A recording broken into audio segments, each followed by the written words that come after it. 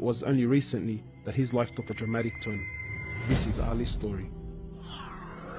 Where are you at now with your life? What's happened to you? At this point in my life, I've been gifted, alhamdulillah, by Allah, with cancer throughout my body, and I've changed my whole life to sort of helping people. Why do you call it a gift, Ali? And alhamdulillah, it's a gift because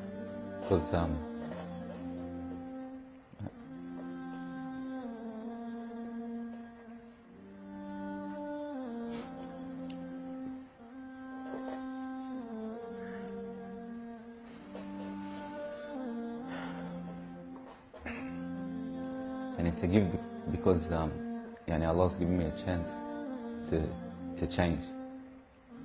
What has having cancer, what has it opened your eyes to?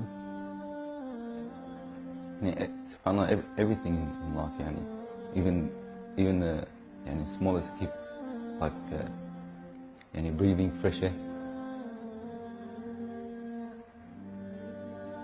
Do you feel like you used to take that for granted before? How long have you had cancer? 4 months now. Ali was diagnosed with stage 4 cancer and given only 7 months to live. Upon finding the news, he immediately sold his successful business and was forced to reconsider the lavish lifestyle he was accustomed to. Everything was to change. Ali, what was your reaction when you came to know you had cancer? I got rid of my cars, I got rid of my watches, even my clothes. I took them with me overseas and I gave them to a lot of people up there. Alhamdulillah. So I wanted to try to leave this world without anything. So you're on a mission to get rid of your dunya. It wasn't until Ali invited us into his room that we truly understood the luxurious lifestyle that he was living and the extent of the sacrifice that he was making. What's all this, Ali? Talk to me, explain this. It's a bracelet, costs about $60,000. $60,000? Yeah.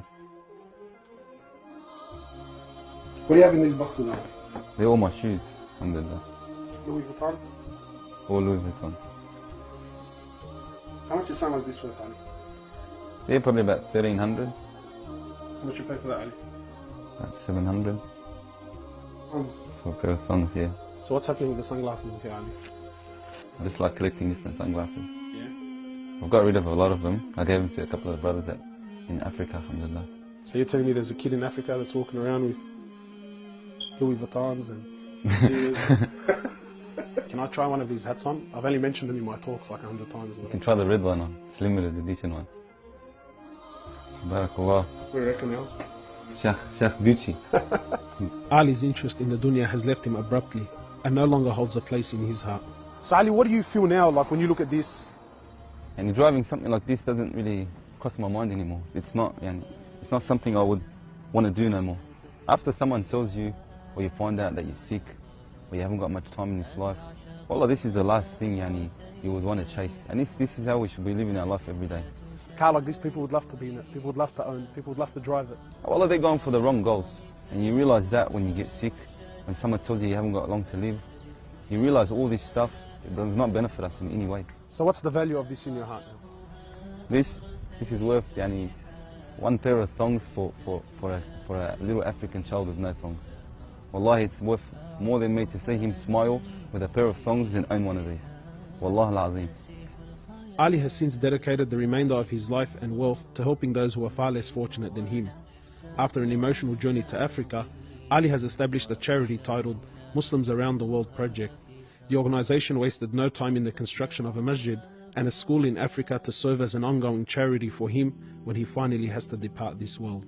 Well, it all started from when I went to the cemetery when a brother that has cancer passed away.